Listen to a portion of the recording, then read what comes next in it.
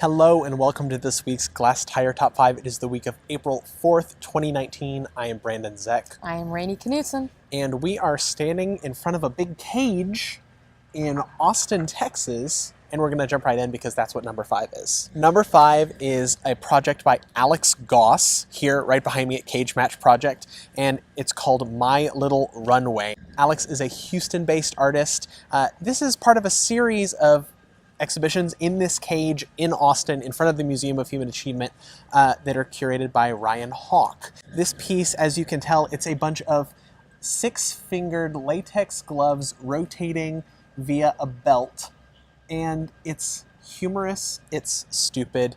I think there's a certain amount of pathos. Like each hand, because they're on springs and they rotate at different speeds, move differently. There's almost like an orchestral conductor quality to one of them. Driving up to this thing, I was like, oh God, what did we pick? And then I started spending some time with it and I like it a lot. So this is gonna be up for a little while longer, so you still have a chance to catch it. You can catch it 24 hours. It has lights, come see it at night. It looks awesome at night also. And number 4 this week is Alia Saban at the Fort Worth Modern. This is a focus show. It is up through May 12th. Houston audiences might remember her show from recently, like a year or two ago at the Blaffer, using canvas with concrete, and it was weighted and manipulated in different ways. This show is all but one tapestries, where she's taken linen and woven it with unusual materials like copper wire or ropes of dried acrylic paint to create these woven textile / paintings, that some of which are in the pattern of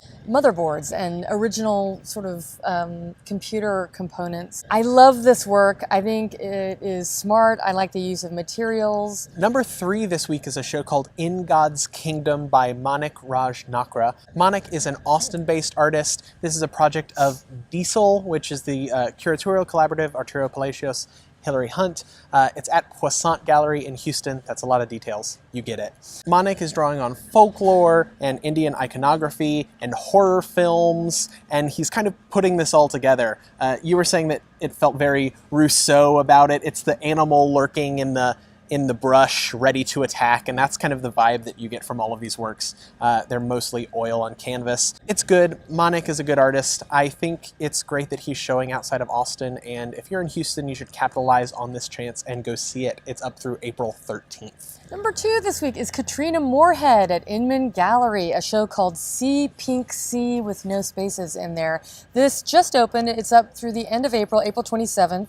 I thought that this was really interesting because Katrina, who traditionally has made very spare conceptual works and coupled with very nice drawings that she makes, seems to have stepped out a little bit. She's been doing the Galveston Artist Residency, and I just feel like maybe it's been an opportunity for her to recharge her batteries and move in different directions. The show feels much more holistic than I've ever thought any of her shows were. It is literally tied together with this trope of a chair rail / shelf, narrow shelf that runs the entire perimeter of one of the galleries, including across a doorway. Several of the works are embedded in the shelf. Sometimes the shelf supports some of the 2D wall works. Sometimes it is itself supported by, in one case, a column of peat. Katrina is Scottish. I like her use of peat, a home material. I think the show looks really, really interesting. Well, and if this is any indication to come of what she's been making at the residency, I can't wait for her residency show either later this spring, summer. Yeah.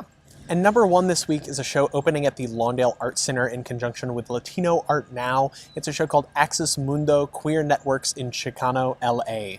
This exhibition premiered at MoCA in LA in 2017. It features more than 50 artists. It's kind of curated around the theme of looking at Chicanx queer artists between the late 60s and the early 90s. So, you know, that's a broad range, and there's a broad range of kinds of art in this show. There's a lot of documentation and performance and video. There's also, you know, the more traditional paintings. There's mail art. There's clothing and catalogs. It looks like a mix between the didactic and the actual artwork.